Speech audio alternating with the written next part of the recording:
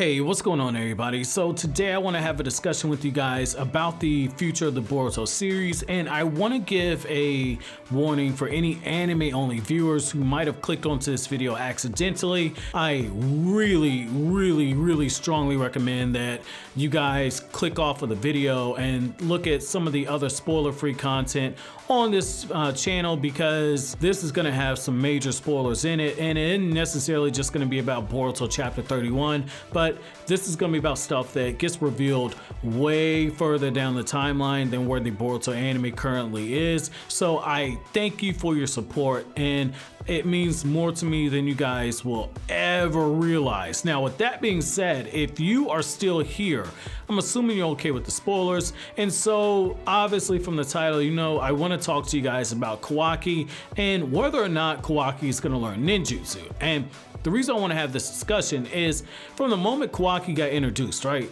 From the moment he got introduced, everyone wanted to know, who's Kawaki? How did he kill Naruto? Did he kill Naruto? Where did Kawaki send Naruto?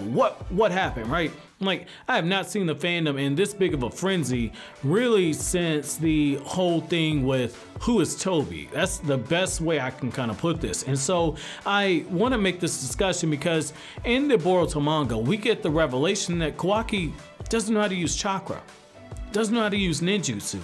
So essentially, the whole time we've been seeing him fight, like, this dude is using raw power, and he's using the modifications that come from the scientific ninja tool that his body has been transformed into, and it's also from his karma seal. And so I think that's very fascinating. And I'm gonna say right now, I know that Kawaki teased us by having Naruto be asked, like, hey, can you teach me how to use the Shadow Clone Jutsu? Can you teach me how to use this chakra stuff, right?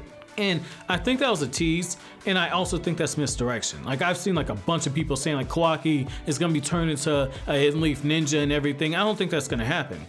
However, I do think that is what is very important is the fact that we could very well be seeing what Kawaki truly meant in episode 1 of the anime and in chapter 1 of the manga, where Kawaki said that the age of the shinobi is now over. And that word in itself was always so open-ended, so vague, and yet I think that we're now getting the bits of foreshadowing for this. And so I want to kind of unpack what I'm saying here. So when you look at Kawaki, right now we have a character who we know is very powerful. We know that he has that karma seal, and yet he has no ninjutsu.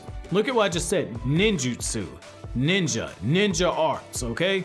By saying that the way of the shinobi's over, and we have a guy who might have walked into the Hidden Leaf Village, crushed it, defeated the leader of the Hidden Leaf Village in being Naruto, maybe even potentially killed him, and not even use ninjutsu, but instead using all the abilities that come from his karma seal and that come from him being a scientific ninja tool in itself, him being a human that's been turned to a ninja tool, so being a cyborg. I think that we're getting the answer to what Kawaki meant there. Because when you look at what the Boruto series has done from the very beginning, so for the manga from volume 1, beginning all this build up about the scientific ninja tech. And because Kishimoto, one of his fascinations has been about science and technology, I do think that this is what we're starting to see. Different things that he's okay with kind of implementing into the story, having Kodachi write the story and Ikimoto draw it out for us. And the perfect contrast with this would be when you look at Boruto.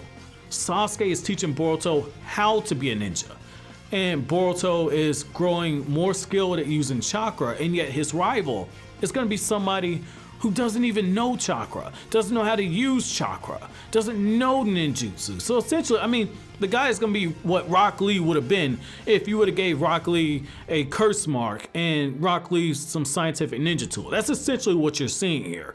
Now, obviously, that's a bit outlandish because, I mean, Kawaki isn't wearing a green jumpsuit, isn't talking about the power of youth, and doesn't have those god-awful thick eyebrows that Rock Lee has. But the major thing about this is we're seeing a common theme that we saw in Naruto, which is people on opposite ends of the spectrum, eventually they end up clashing.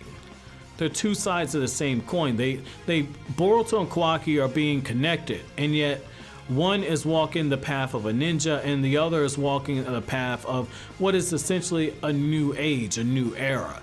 And having Boruto defend the Hidden Leaf Village after the fact when they're both 16, that could show that this is a new era, that times are passing. And I think that if you have Kawaki learn ninjutsu, I think that's going to cheapen the whole thing of what Kawaki was saying there. Now, obviously, I mean, Kodachi has proven himself as a writer, and we know that Kishimoto's proven himself as a writer. So I have no doubt that Kishimoto being the editor for the series, that he can get the story going on the right track. But I think we're starting to see everything kind of shape up, because currently in the manga where we're at, we're 3 years away from the Boruto versus Kawaki fight. Now, this isn't 3 years in our time. Of course, with how slow the manga moves, it might very well be 3 years in our time.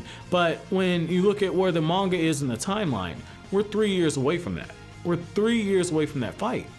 And the reason why that's significant is the time skip between Naruto and Naruto Shippuden for the anime viewers, or for the people who read the manga, like volume 28 to volume 29, was almost 3 years.